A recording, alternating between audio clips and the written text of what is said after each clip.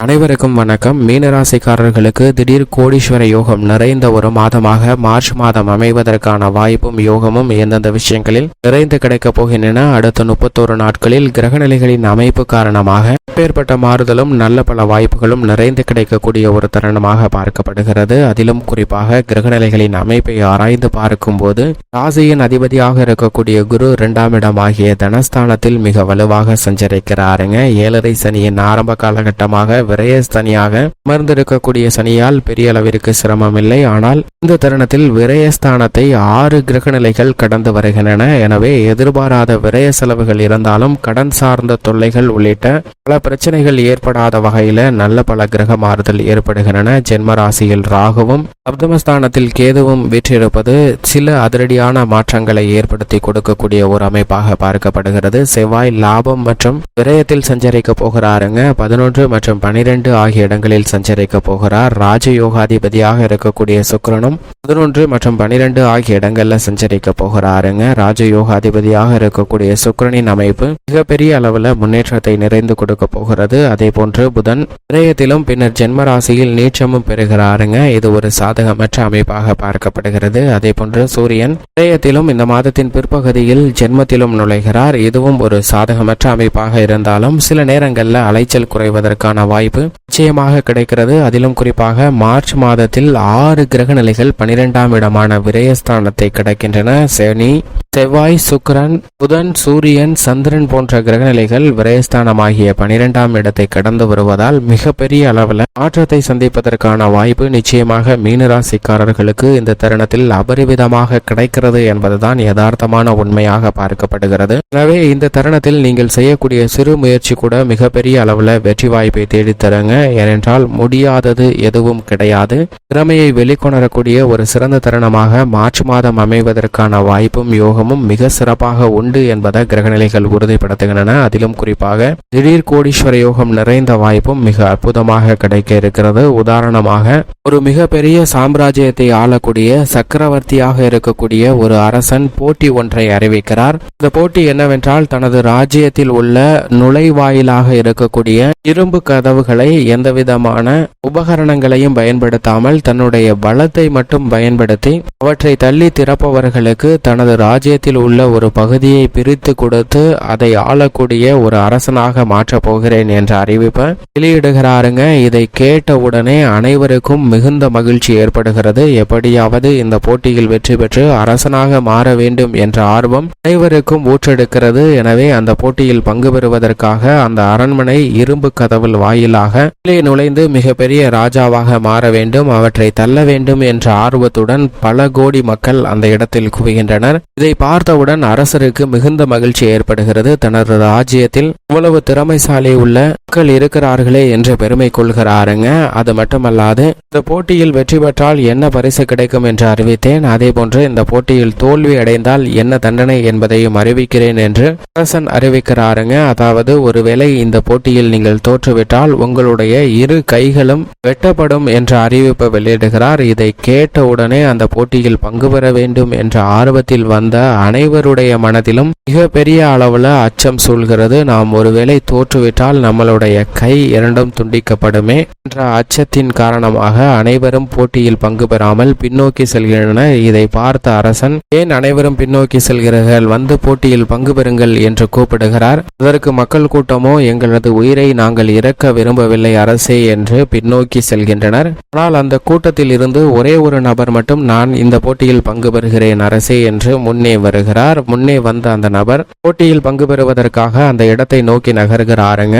அப்போது அங்கு குழும்பி இருந்த மக்கள் அனைவருமே டே மூடனே, எனக்கு என்ன பைத்தியம் பிடிச்சிருக்கா, இந்த போட்டியில வெற்றி பெறுவது அவ்வளவு சாதாரணமா காரியமா இருக்காது. ஏன்னா முழுக்க முழுக்க இரும்பு கதவால் செய்யப்பட்டிருக்கு. அதை தள்ளி திறக்கலனா உன்னுடைய கை ரெண்டுமே போயிடும், உன்னுடைய வாழ்க்கையே தலைகீழா மாறிடும், தூணிய நிறைஞ்சதா மாறிடும்டா.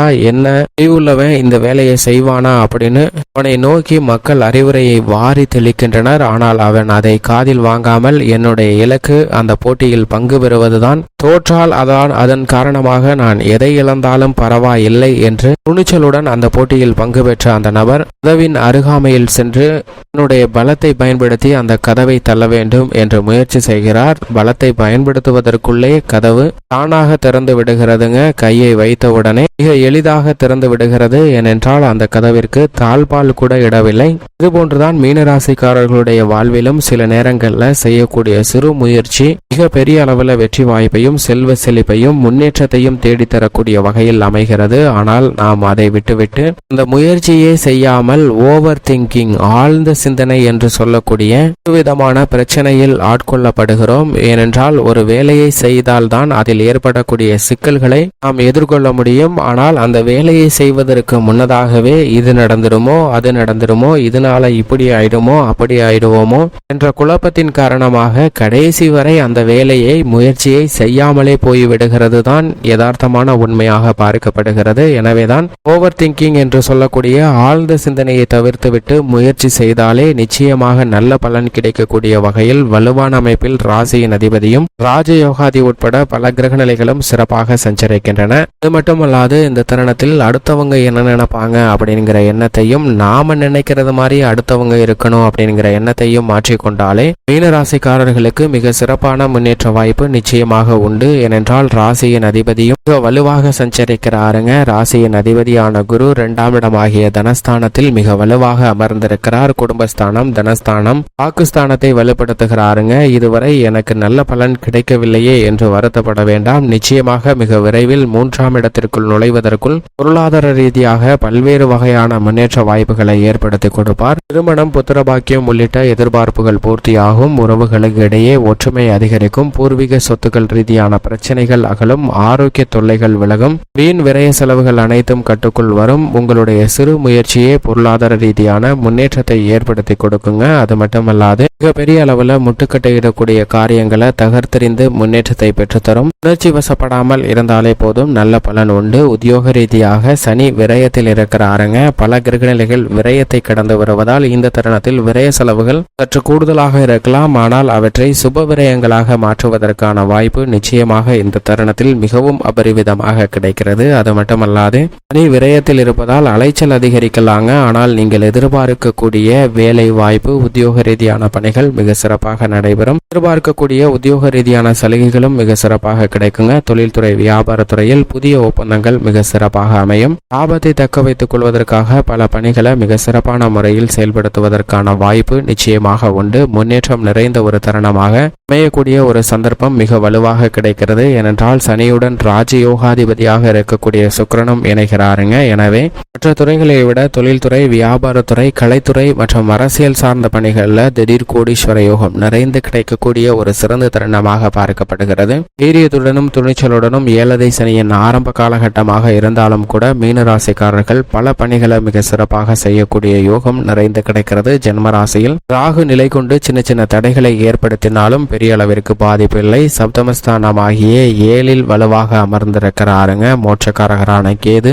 எதிர்மறையான சிந்தனைகள், கற்பனையான பயங்கள், குழப்பங்களை நீக்குகிறார். எனவே ஆக்கப்பூர்வமான செயல்பாடுகளில் ஈடுபடுவதற்கான வாய்ப்பு உருவாகிறது. கலைத்துறை ரீதியான புதிய படைப்புகள் நிச்சயமாக நல்ல வரவேற்பை பெறக்கூடிய வகையில் அமைய போகிறது. மீனராசிக்காரர்களுக்கு அரசியல் சார்ந்த பணிகளும் நீங்கள் திட்டமிட்டதை விட மிக சிறப்பான வளர்ச்சியும் முன்னேற்றத்தையும் பெற்றுத்தரக்கூடிய வகையில் அமைகிறது என்பதை கிரகநிலைகள் உறுதிப்படுத்துகின்றன. வித்யாக்காரகராக இருக்கக்கூடிய புதன் ஜென்மராசியில் நீச்சம் பெறுகிறாருங்க. அவர் நீச்சம் பெற்றாலும் கல்வி சார்ந்த பணிகளில் எந்த விதமான தடையும் இல்லை. எதிர்கொள்ளக்கூடிய தேர்வுகளில் அதிக மதிப்பெண்ணுடன் வெற்றி பெற முடியும். விவசாயத்துறையின் அதிபதியாக இருக்கக்கூடிய செவ்வாய் மிக வலுவாக இந்த மாதத்தின் முற்பகுதியில் லாபத்தில் உச்சம் பெற்றிருக்கிறார். பிற்பகுதியில் விரயத்தில் நுழைந்தாலும் கூட முற்பகுதியில் வலுவாக சஞ்சரிக்கிறாருங்க. எனவே நல்ல முன்னேற்றம் விவசாயம் சார்ந்த பணிகளில் உண்டு. பாக பிரிவினை உள்ளிட்ட பல பிரச்சனைகள் சுமூகமாக தீர்வு காணப்படும். விளைச்சலும் வருமானமும் வெகுவளவில் அதிகரிக்குங்க. கால்நடை அபிவிருத்தி ஆகக்கூடிய ஒரு சிறந்த தருணமாக பார்க்கப்படுகிறது. சூரியனும் விரயத்திலிருந்து ஜென்மராசிக்குள் நுழைவது மிக சிறந்த வரவேற்கத்தக்க ஒரு அமைப்பாக பார்க்கப்படுகிறது. எனவே ஆரோக்கிய தொல்லைகள் நிச்சயமாக விலகும். இருந்தாலும் சின்ன உடல் ரீதியான தொல்லைகள் ஏற்பட்டாலும் கூட அவை பெரிய அளவிற்கு பாதிப்பை இல்லை என்பதை சூரியன் உறுதிப்படுத்துகிறாருங்க. பெண்மணிகளை பொறுத்த பொறுத்தவரைக்கும் பெண்மணிகளின் நலனுக்கு பொறுப்பேற்ற ராஜயோகாதிபதியாக இருக்கக்கூடிய சுக்கிரனும் ராசியின் அதிபதியான குருவும் மிக வலுவாக சஞ்சரிப்பதால் பெண்மணிகளுடைய எதிர்பார்ப்பு மிக சிறப்பாக பூர்த்தியாகக்கூடிய இனிமையான தருணமாக மார்ச் மாதம் நிச்சயமாக மீனராசிக்காரர்களுக்கு அமைகிறது.